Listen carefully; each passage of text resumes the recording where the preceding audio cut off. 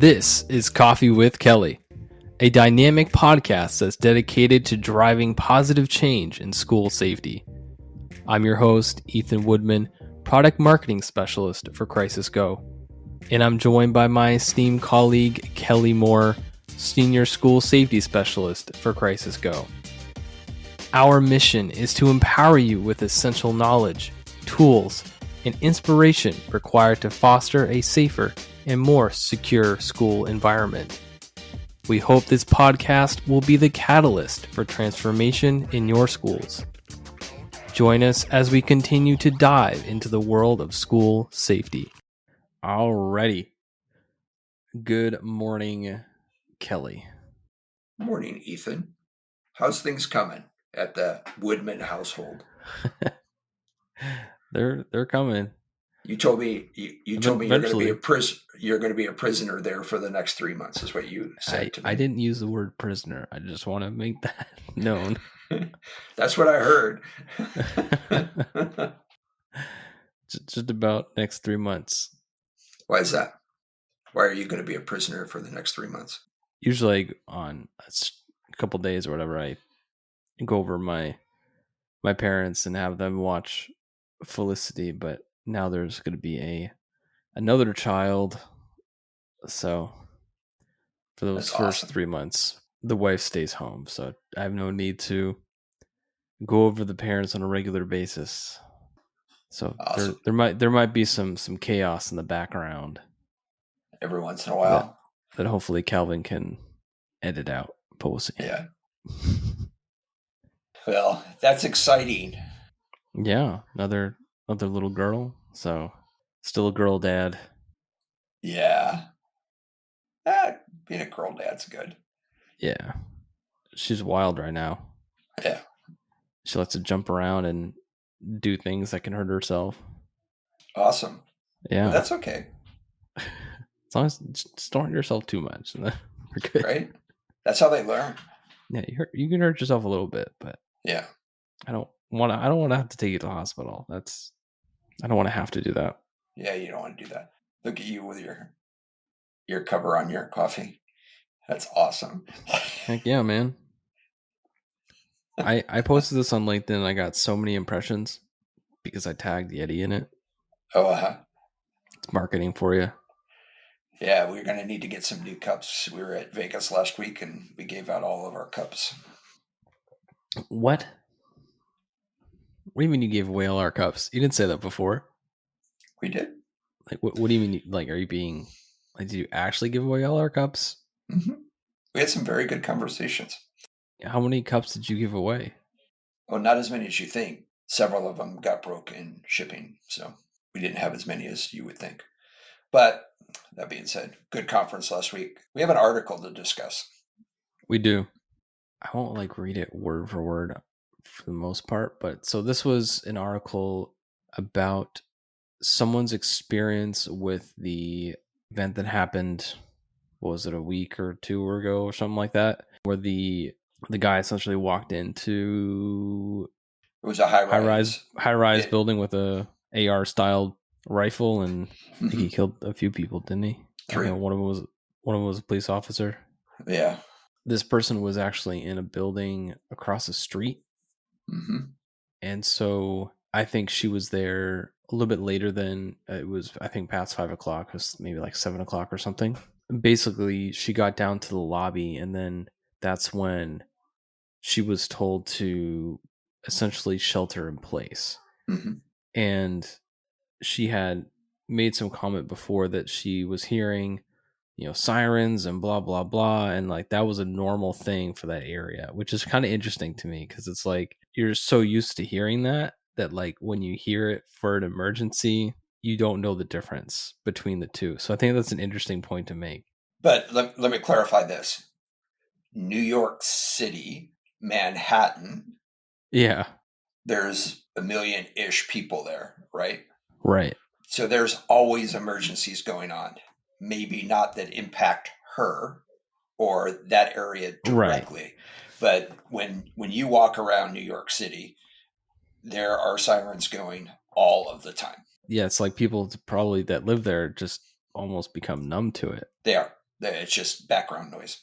Yeah. And it's like, if I heard that in my area, I'd be like, oh, what's going on? Like, that's different. Well, that's exactly what happened to me in the shooting that I handled in California. Is I was on vacation and I started to hear a bunch of sirens, and I go, well, that's not right, right? But that's not my Hmm. baseline. It is their baseline in Yeah. New York City. Yeah. Sirens going all of the time. Yeah. It's so interesting. So essentially, that when she was told to shelter in place, that's when, she was like, oh, shoot, like this is actually like a thing.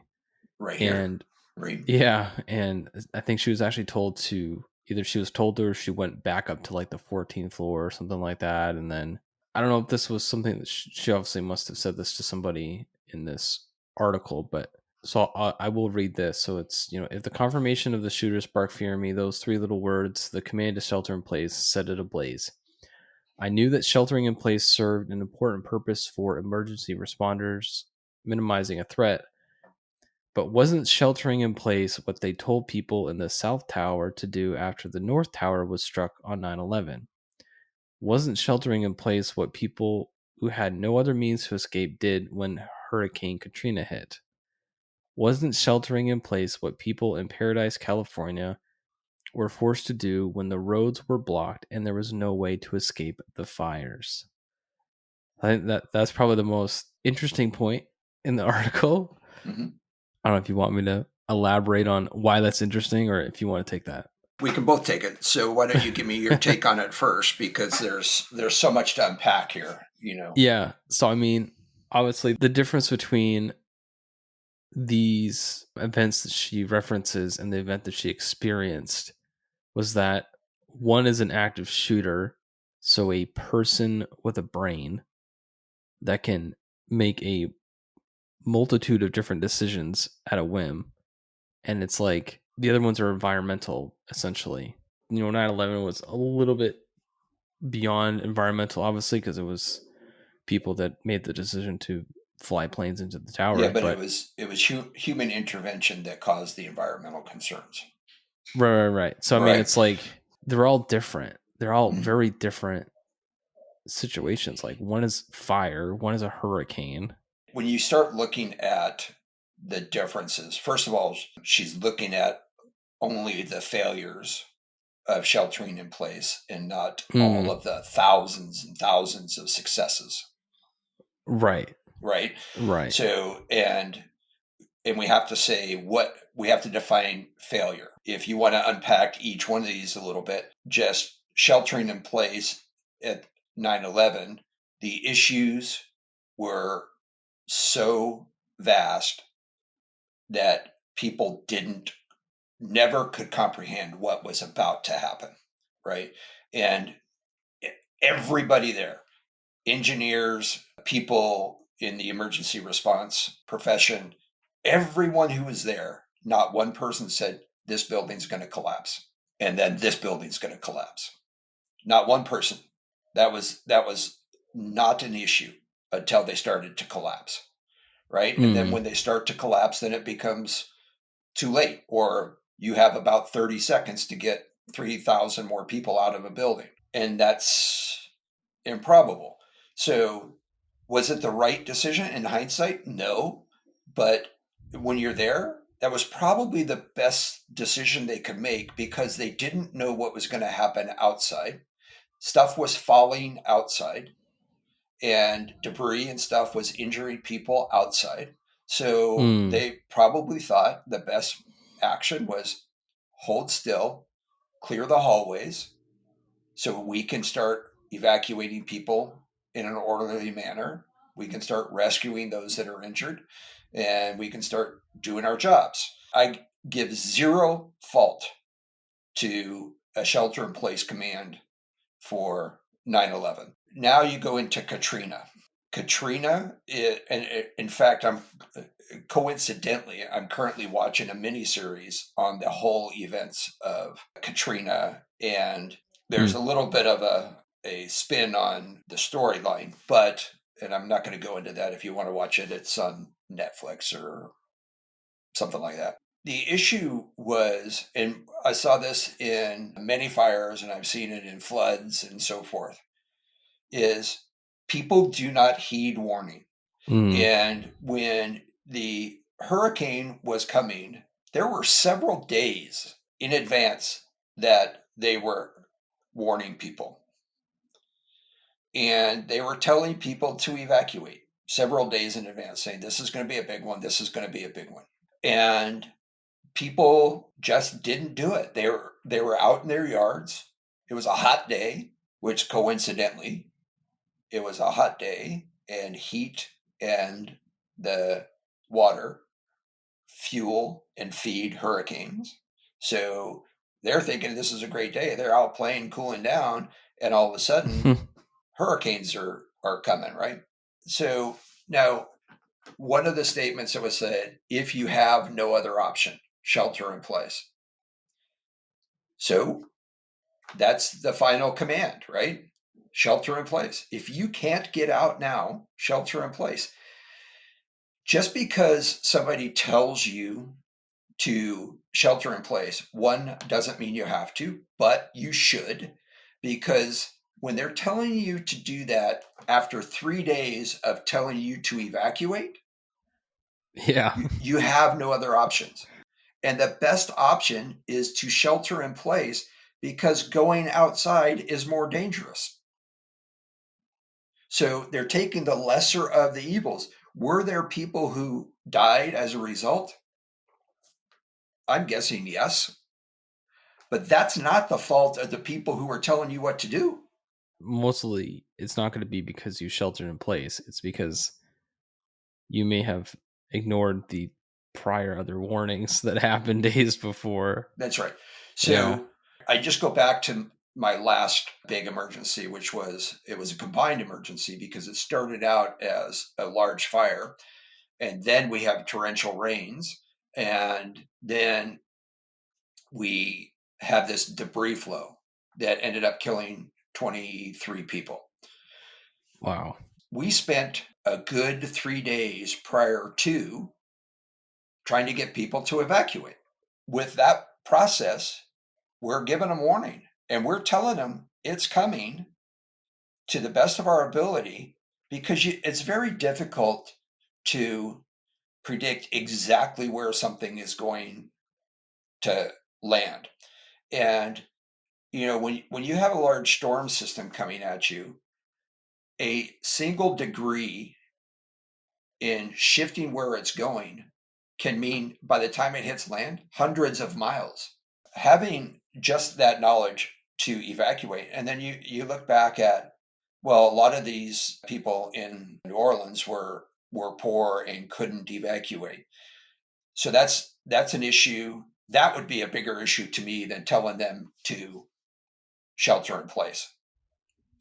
Is if you have an identified population who can't afford to evacuate for one reason or another, then you have to make arrangements for that. And you have to provide transportation and you have to provide them a place to go. And they did at one point open up the Superdome, and that's an evacuation site. But I will tell you this, evacuation sites are what? During a hurricane like this, what are they? Super simple. It's not a trick question. I'm thinking too much. You're thinking too much. Yeah. Yeah. It's a My mind shelter in just place went. location. You're evacuating Oh, to a shelter and you're going to shelter in place. yeah. They're doing the best they can. Yeah. And is it perfect? Absolutely not. I got a random question. Well, Uh, it's not really totally random.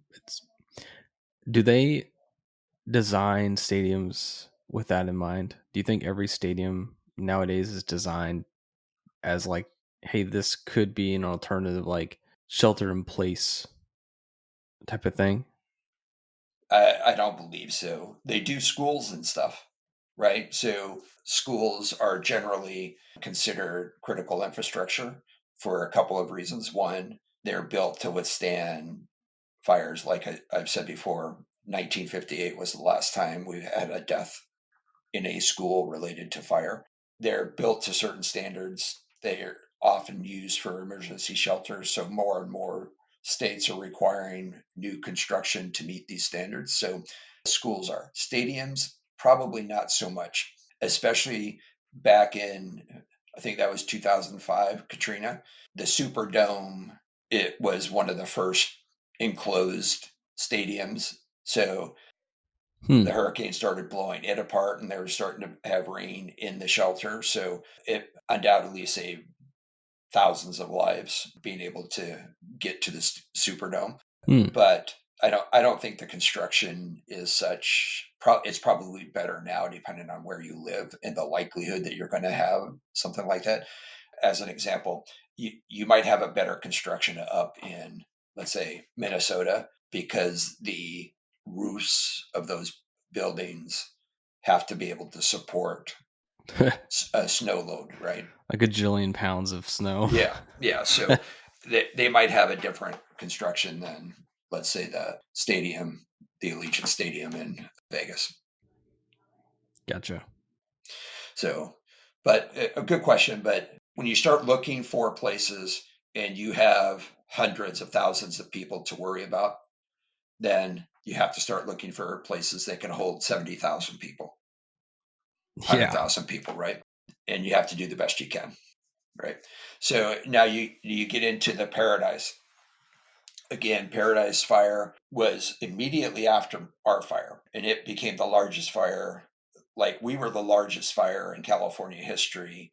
Our fire ended up being like 280,000 acres, or close to 300,000. And just a month or two later, we had the Paradise Fire, and I think it went over 300,000 plus the number of deaths involved. But again, you live in a community. There's only one road in and one road out, essentially. Maybe two roads, one going in each direction. It's a mountain community.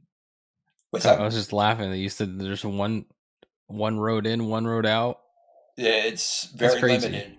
It's a mountain community, right? So there's a lot of mountain communities. We have like one road that's like just kind of going around the mountain. Yep, and it might be a 2-lane road, right? And so, man, it's very limited, the access, but that's why people live there, right?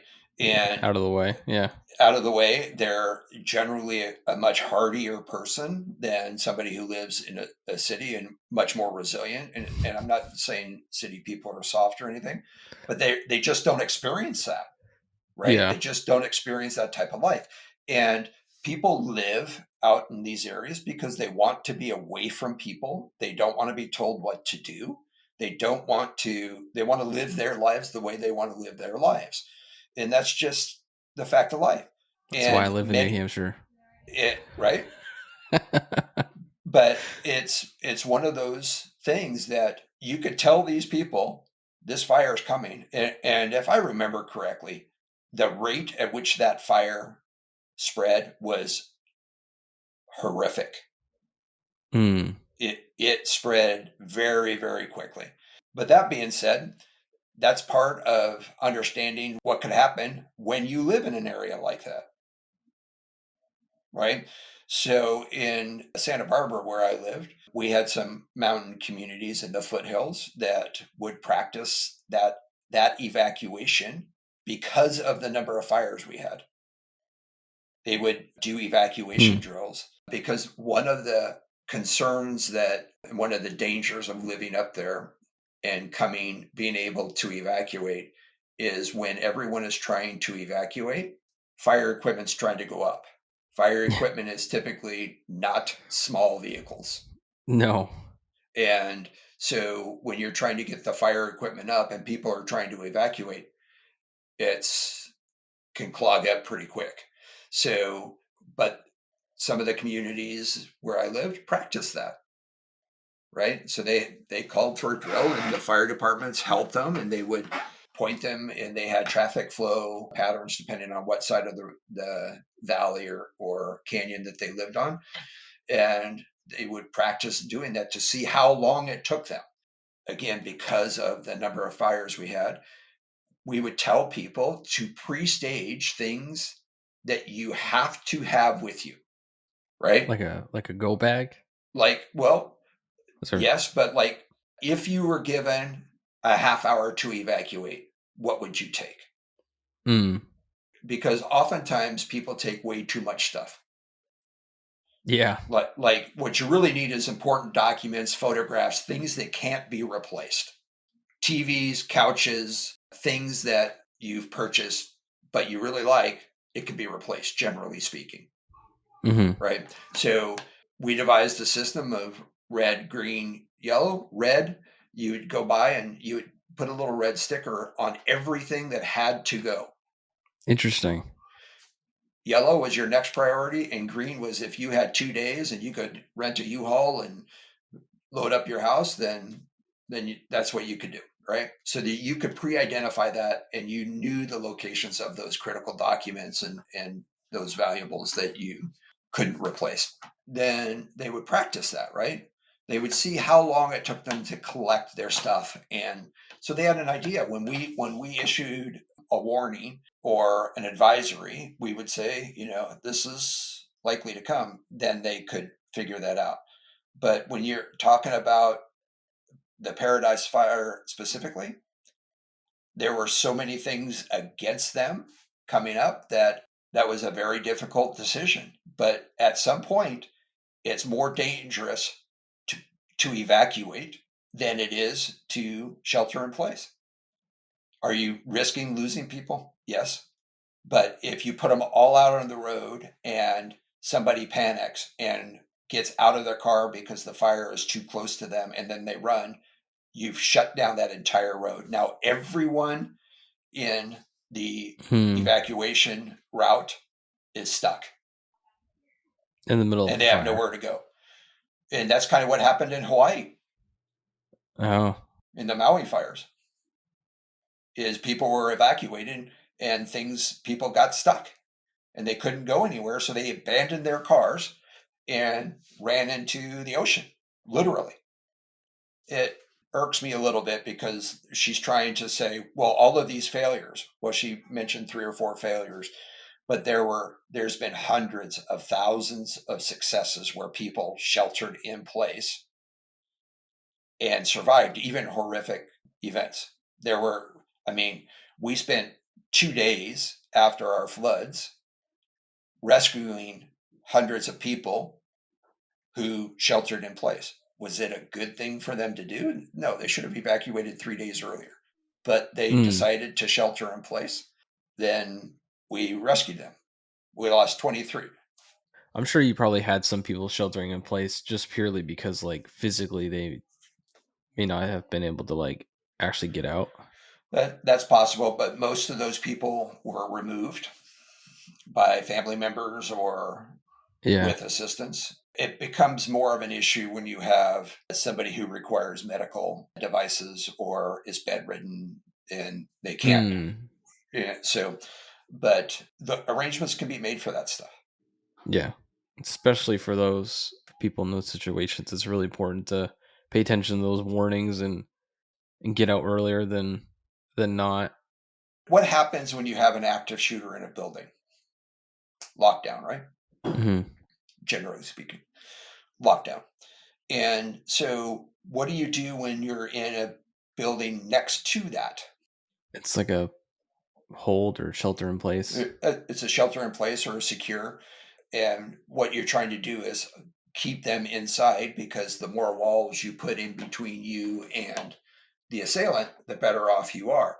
But that being said, if I remember in the article, there was some mention of people looking across the way and seeing helicopters and police activity down below and so forth. So if you're sheltering in place, you should shelter in place, but you should be sheltered on the opposite side of the building, not in the windows looking across the way, because even those buildings, the glass is rated for hurricane winds and stuff. I wouldn't stand there and take while somebody's shooting at me, right? Still glass. I'm not sure it's bulletproof. Maybe it is. I don't know, but I wouldn't feel comfortable there. I would be on the other side. The issue then comes is I'm not sure, one, that they can force you to stay there. So if you wanted to to leave. If you could get out the backside or something, they could probably force you to go out another entrance and not go out the main entrance. But don't go right into the active scene. Right, but that's just being smart. But yeah, I'm not sure that they can legally hold you there, right? So if you want to get out, but just be smart about it, right? The best place to be in an active shooter is where? as far away from that as you Somewhere else. can. yeah, Somewhere somewhere else, else. right? Not So in a window. yeah, not in a window I looking. And I bet they're probably just all by the windows just so they can get the TikTok video or something, right, you know? right, yeah. So when we have that overgeneralization, and I will tell you, in Katrina, one of the major factors for people not evacuating was how many times they had been warned and asked to leave and there was no damage. But I go back to how difficult it is to predict the exact intensity and the exact location where it's going to at. They're trying to be as safe as possible, but at some point you're responsible for your own safety. And if you are in a situation, and you, with today's technology, even poor people have the ability to check weather on cell phones and so forth. So if you're checking that weather and you're looking to see something that is going to be close, make a decision, make it early, and act upon it. If your decision is to stay, and at some point they come back and say you have to shelter in place because it's more dangerous to be on the road than it is to be in your house, then that was your choice. There was lots of time to get out, and that was the same for us. And then we had an event in our situation where we had close to 300 homes destroyed by mud and debris, 23 people killed, and we weren't out of the rainy season. So what do you think we did the next time it started to rain? We evacuated people. Did everyone go? Nope. And we went door to door. When we evacuate, when we have a mandatory evacuation in our area, we had a very slick system. We looked at areas in the context of how big of an area can we evacuate in 2 hours. So we wanted to give everyone a minimum of 2 hours. When we're looking at that and we're saying, okay, that when I say 2 hours, I mean from having phone calls made, having alerts sent, having our search and rescue teams go out and knock on every door to evacuate. If they weren't home, we left a note. Don't come back here.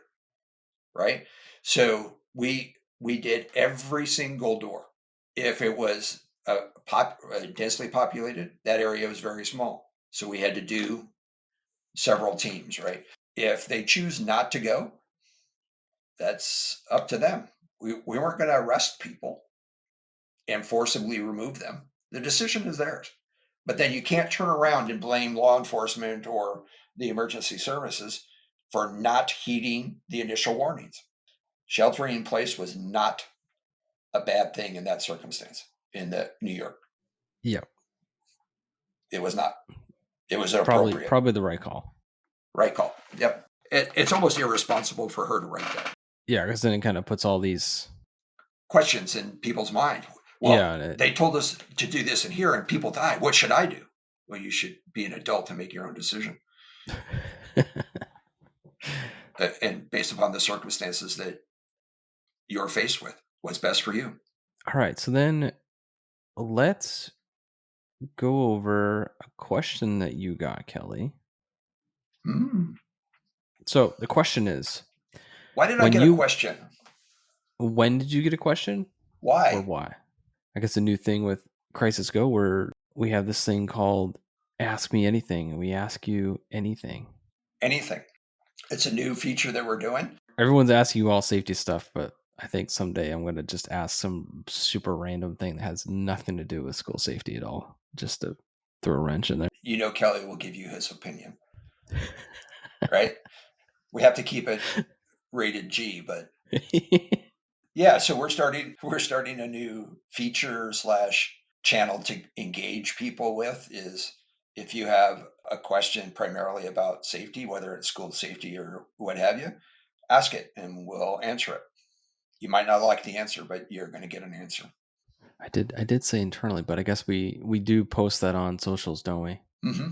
Anyone can ask you anything. The whole goal is to get people. I mean, we talk every week for an hour about school safety based upon things that we're seeing and our interpretation of what's going on. But we want to know what people are actually thinking and actually asking. Yeah. What questions do they have? How can we help them move their knowledge, experience, and skills forward? Yeah. So if you have any questions, feel free to message us on any of the socials or on the podcast platforms, YouTube, any of that. Or email me, Spotify. kelly.moore@crisisgo.com. There you go. Just email them. Mm-hmm. Ask Kelly anything. Ask me anything. So the question we want to talk about is, when you were a safety director, what other tasks did you work on other than alerting, communication, and drills? So, good question. The question is specific to communications, alerting, and drills. And safety is so much more than that, right? So, when I first got there, I did an assessment of their school safety plan as a whole. I revamped that. I had to do training. I had to do communications with our law enforcement fire partners. So I did a lot of interactions with our first responders. I developed with several other people, but I was kind of the driving force behind getting a countywide standardized active shooter response plan. So all of the fire chiefs, all of the law enforcement chiefs signed off on that. That was one of the things. But what they really did, which I had to quickly sort of deflect, is, and this is part of the school culture. If they believe something because there's a title, that something fits underneath that title, they just hand it off without really evaluating, is that the right place for it? So, which tells me that they don't understand lots of things about safety.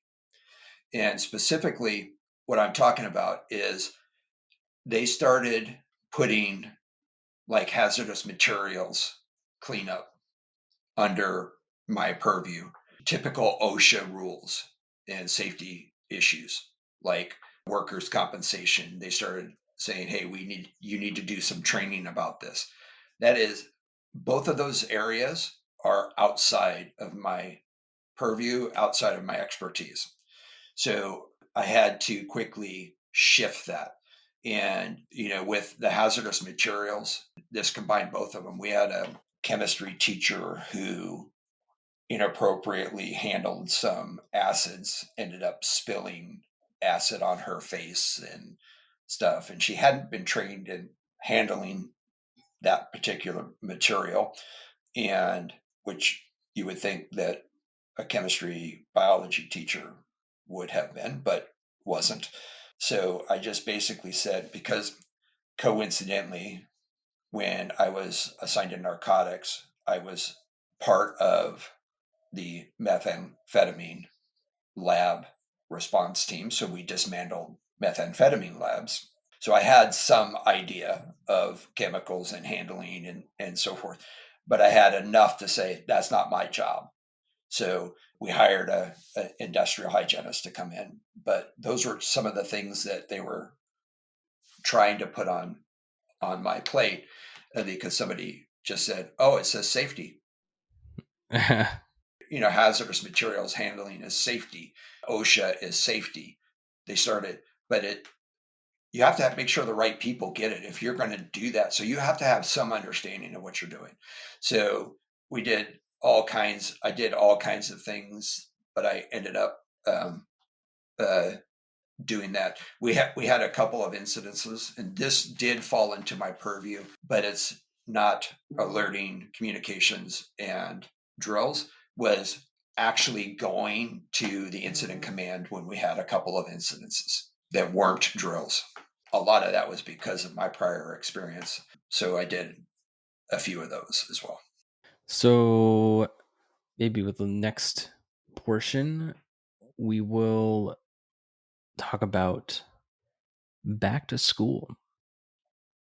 Back to school. Back to school. Here we Some go. of these Here we schools go in again. this nation have already gone back to school. And I was going to say there's already some that have already started. So yep. hopefully this I know. Hopefully this isn't too late, but yeah, it's just crazy me because we're recording this on August 6th, and the schools in where my son lives, they started August 1st. Wow.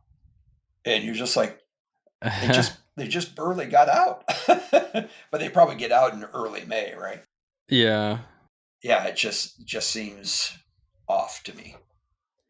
When I went back to school, it was usually right after Labor Day. Is it China where they do school like all year round or something crazy like that? So there's a couple of places in the United States that do what they call a year round. So they do more shorter breaks. So they end up getting the same number of educational hours essentially, but they do more frequent but shorter breaks. Or you could, be homeschooled and never stop schooling. Right. Never stop learning. Ever. Lifelong learners. I don't think I ever went like a super long time without having some type of education type thing going on. Well, I think even in the summer I was taking like online courses or something like that. It's just constant.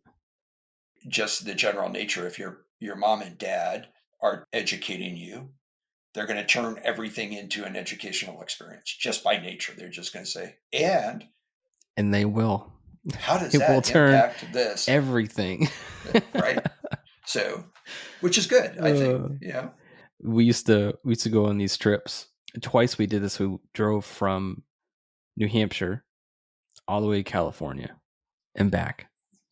So all the parks, all the national parks and stuff like that, everything was a learning experience. Whatever park we were going to, we had to watch or listen to like an audio tape or something that was like about the park that we're going to go to. And then we go to the park. Yeah. So we traveled every summer from California to my grandparents in Michigan. And we would travel the longest route. We would sometimes go down to Florida first, and then I had some aunts, uncles, and cousins that lived in Florida. We would pick them up and then drive up and around to Michigan. Yeah, that's kind of out of the way. So recently, I completed the task of being present in every state in the lower contiguous 48. The only state that I had not been to prior to a couple of weeks ago was the state of Washington. And that's because it was just the way because we dipped down through Idaho and in Oregon to get back to California. So we just never went far enough. I think the only states I haven't been to are Alaska. I think one of them might be Washington, and then Hawaii. The only one I haven't been to now is Alaska. Oh man, well, it sounds like we need to make a trip. Coffee with Kelly in Alaska. Does Coffee with Kelly does Alaska. There you go. The Alaskan frontier. Coffee with Kelly on the last frontier. I'm just picturing like a Coffee with Kelly mug, like out in the Alaskan wild. Yeah, on a campfire. And you have like the white Coffee with Kelly mug in the snow, and you're like, try to find the mug. Where's his mug? It's just coffee steam coming out from some random spot. So yeah, where were we going with this? Well, so I guess the first thing I was going to say, and this is actually a video that my wife sent me, and it's a good reminder. And I see this with a few of my friends. I feel like they're getting a little bit better about it.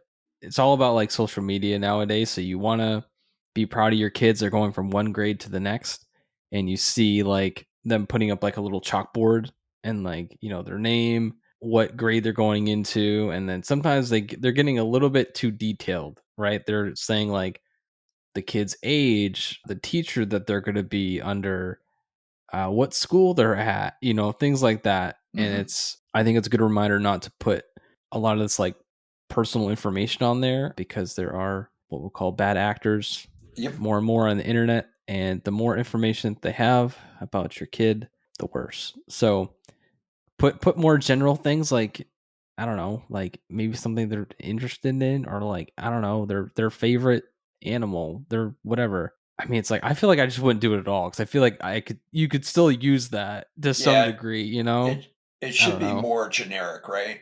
Yeah. Welcome, Mrs. Jones's third grade class, and leave it at that. And I come from this perspective. This is some of the biggest challenges we have. From a safety and security side, there's all of these laws that are being created to protect student information, Mm. right? And then our teachers are in an effort to be welcoming and excited about the new school year, put out all of the information that most schools are trying to protect.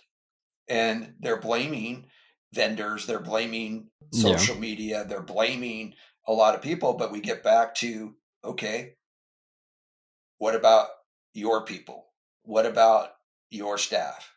What are they doing that could be harmful to the safety or detrimental to the safety and security of your schools? And this is just one example of that, right? So, and we've talked enough about the other potential.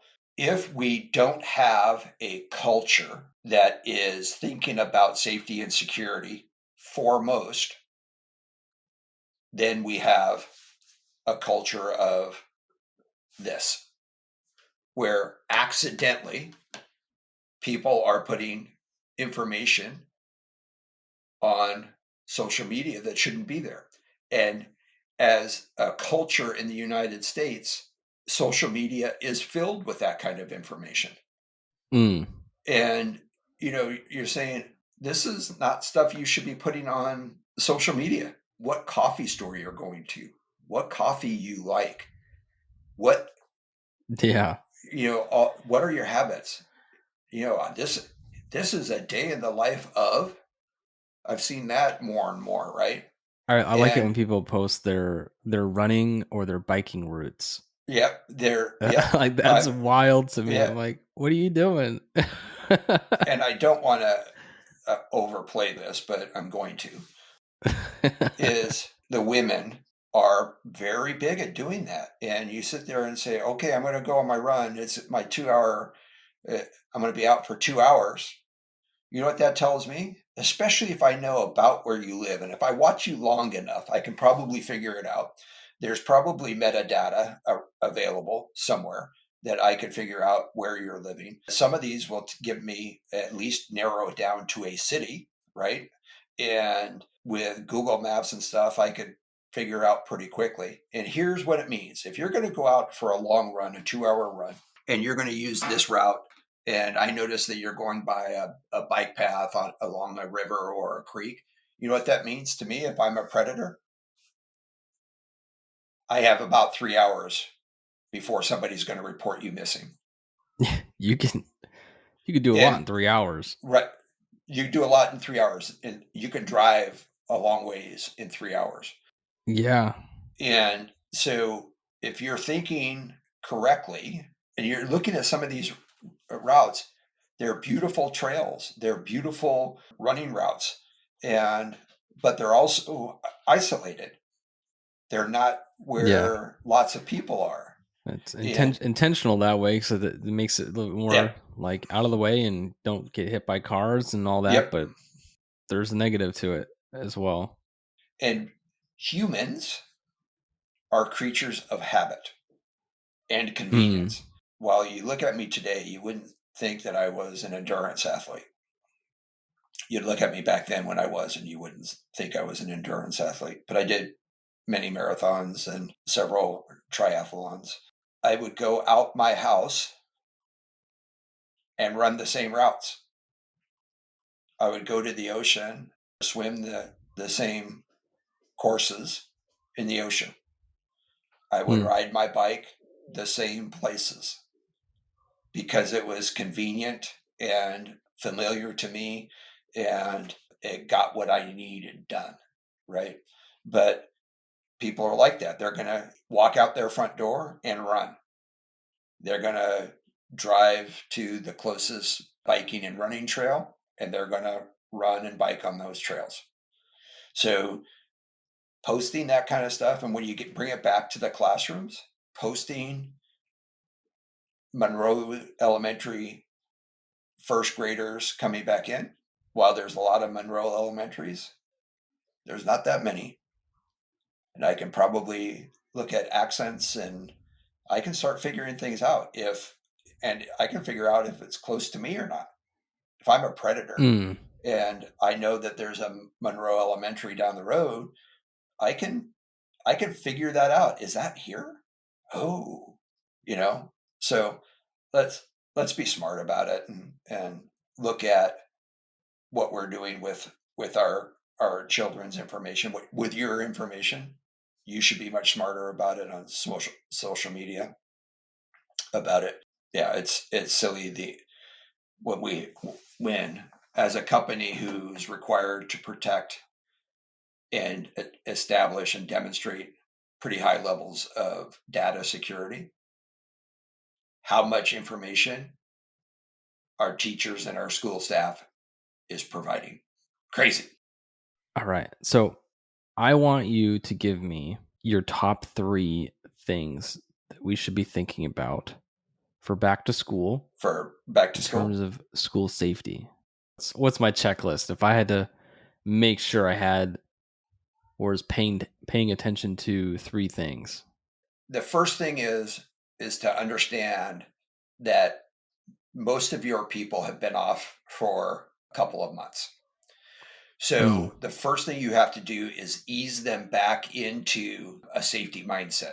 So that means a lot of reminding, a lot of pointing stuff out. Hey, we don't do that. This is how we handle this situation, so forth. Your first drill should be something that everyone understands. And I like doing the fire drill. There are some states that say you have to have a lockdown drill within a certain number of days of the start, which is a good plan. But I like to start off with something that's very familiar, very easy for people to complete. Fire drill happens to be the one that I choose every year. It just is something easy and it reminds them, okay, we're back in school. We're going to start doing drills, and it sort of eases them back into it. And the final thing I would say is now is the time to start communicating all the time with your teachers and your staff and your principals and those who are responsible for the safety of your children. And that communication has to be constant, and you have to feed them things all of the time. You have to let them know what drills are happening, what issues you're seeing, how do you correct them, looking out for those things that we can identify and intervene early when we start talking about left of bang, and start making sure that the people, especially your new teachers, your new staff, bringing them all up to speed and making sure that they meet your expectations, all done through communications. Awareness, creating the culture, communications. Those are your first 3 priorities. There's lots of things that have happened. You should have had your plans. Now you're putting your plans into action starting day 1. So your drill schedules are coming. Your training should be completed and or being completed. Follow-up training, remedial training, refresher training, all of that stuff should be coming. So I'll stay away from from that stuff, because that should be instilled every year. Yeah. Just as the kids are starting, reminding them this is the expectation, being aware and making sure that we're looking for things, we're, creating that safety culture, and then communicating with people. Awesome. Yeah, it's going to be it's a good year. It's going to be a good year for a lot of people. Understand that, but we have so much more work to do to bring everybody on board with the safety, the truth, being truly safe. And it never ceases to amaze me, because I just spent the last 2 months traveling to different conferences, how far we have to go. And there's been a lot of headway, but there's still this idea that it's not going to happen here. And there's still a lot of, and I'm going to say I'm seeing more and more of this high tech equipment and technology that is, people are trying to peddle, and you just sit there and you go, that's so far beyond what is needed in our schools right now. We need to get the basics done first. Focus on the basics. Focus on those things that we can do that don't cost tens of thousands of dollars. At this one conference I was at, they're selling a single door that costs $75,000. A single door. What? Yep. So that's some door. Yeah, and we talked last time about drones, and our drones, is there a place for them? Probably, even though I used to have a drone, and I'm not quite sure what the technology is today. But that being said, that is so far down what we need right now that I wouldn't be spending money. If somebody came to me and said, "Hey, we want to deploy some drones in your schools," I'd say, not me. You're not going to do that. I have a hard time getting people to evacuate properly. I don't want an attack drone in my hallway.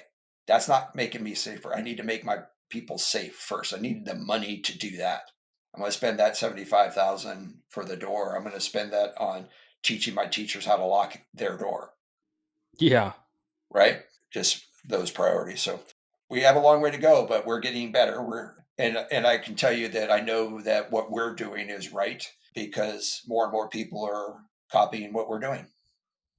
That's true. That plain and simple. That's true. I know we're doing something right. So looking forward to a new school year. I know most of us are, but it's going to come with some challenges. So be ready for them. If you enjoyed today's episode, please like, subscribe, and hit that notification bell. And if you have any questions about what we discussed, leave a comment on our website at crisisgo.com. Thank you for joining us today, and we'll see you next time on Coffee with Kelly, a discussion on school safety.